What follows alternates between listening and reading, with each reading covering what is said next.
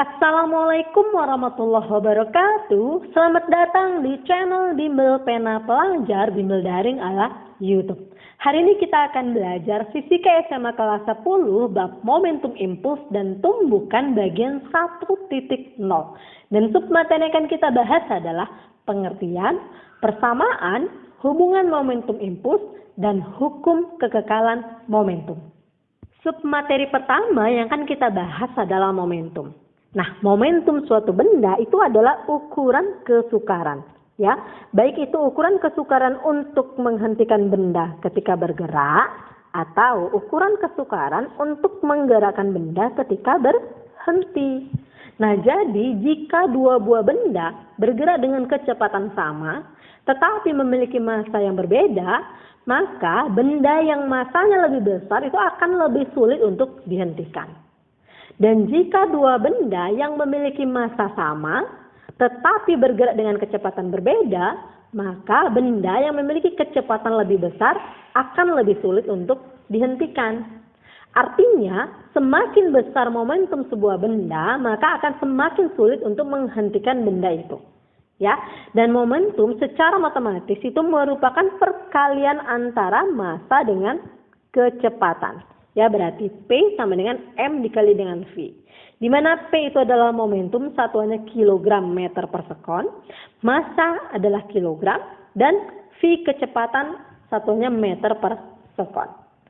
Nah, karena momentum ini merupakan hasil kali antara besaran skalar massa dengan besaran vektor yaitu kecepatan, maka momentum termasuk besaran vektor.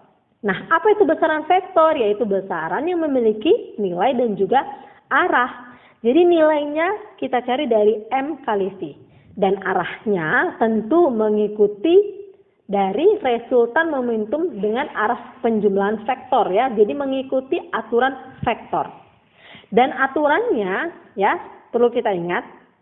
Jadi secara alamiah yaitu ke kanan berarti nilainya positif. Ya, arahnya positif, dan ke kiri arahnya negatif, berarti ya nilainya negatif. Ya, atau bahasanya kalau dilempar berarti dia positif, dan kalau terpantul berarti negatif. Nah, submateri selanjutnya yang akan kita bahas adalah impuls. Ya, jadi impuls ini merupakan penyebab dari momentum. Ya, apa artinya?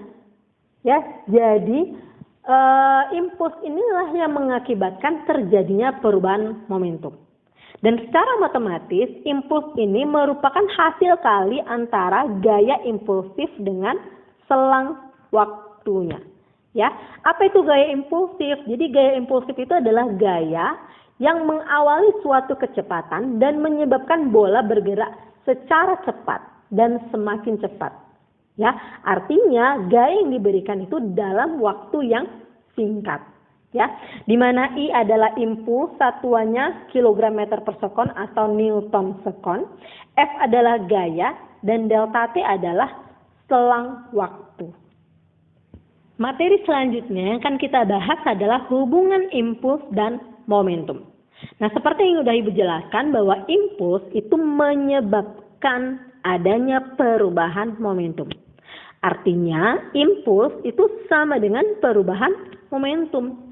Nah, secara matematis, I itu sama dengan delta P. Nah, kalau kita mau lebih sederhana atau detail persamaannya, ya kita bisa gantikan I sesuai persamaan yang tadi bahwa I itu perkalian antara gaya dengan selang waktunya. Sedangkan delta P berarti P2 dikurang P1. Nah, berarti F kali delta T itu sama dengan M kali V2 kurang M kali V1. Berarti F kali delta T itu sama dengan M kali V2 kurang V1. Inilah dia persamaan yang bisa kita gunakan untuk persamaan atau hubungan impuls dengan momentum. Ya.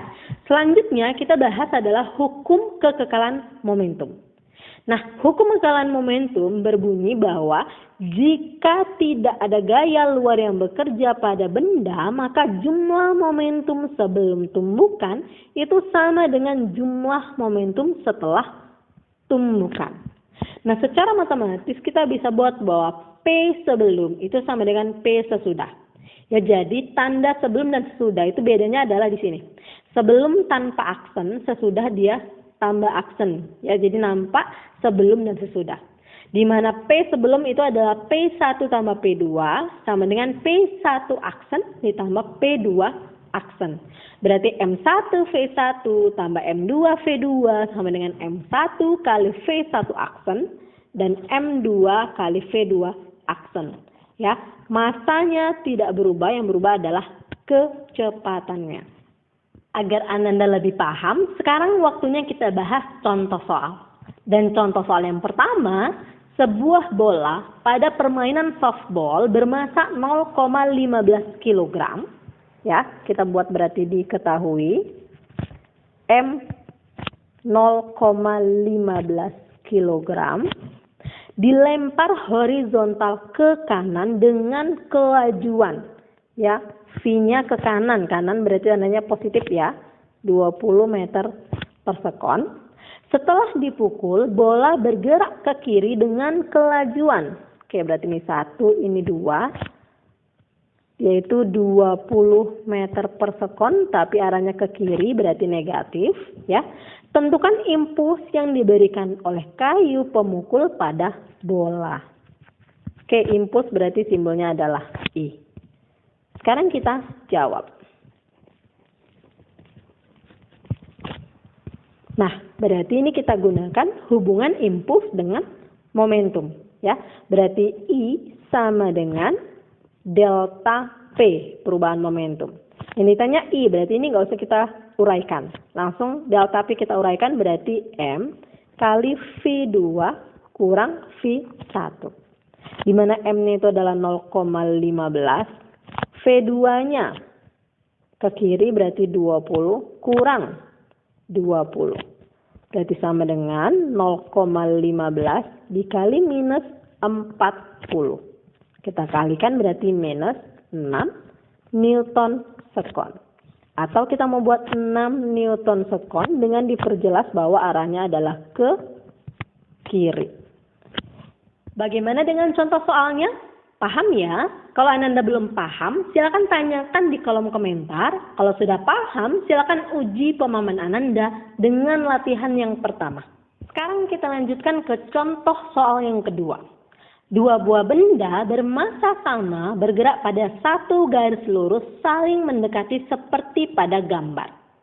Jika V2 aksen adalah kecepatan benda 2 setelah tumbukan ke kanan dengan laju 5 meter per sekon, maka tentukan besar kecepatan V1 aksen setelah tumbukan.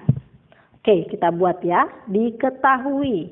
Dia bilang masanya sama, berarti M1 sama dengan M2 sama dengan M.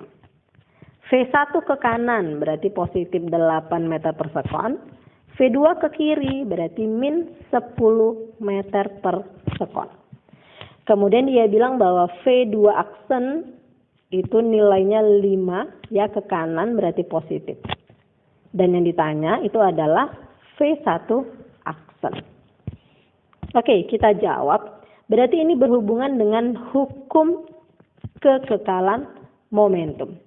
Ya, di mana persamaan untuk hukum kekekalan momentum adalah M1 kali V1 ditambah M2 kali V2 sama dengan M1 V1 aksen ditambah M2 V2 aksen.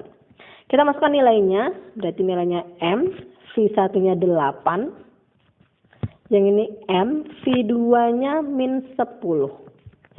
Sama dengan M, V1 aksen ditambah M kali 5. Berarti 8M kurang 10M sama dengan M kali V1 aksen ditambah 5M. Ya, berarti kita sederhanakan ya. Kita dekatkan semua, berarti ini M V1 aksen.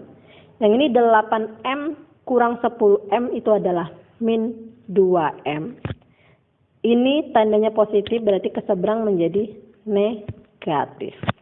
Ya, berarti min 7M ini adalah M kali V1 aksen. Berarti V1 aksen ini adalah, sederhanakan M-nya, itu adalah min 7 meter per sekon.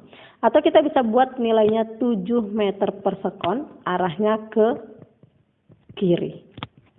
Paham ya?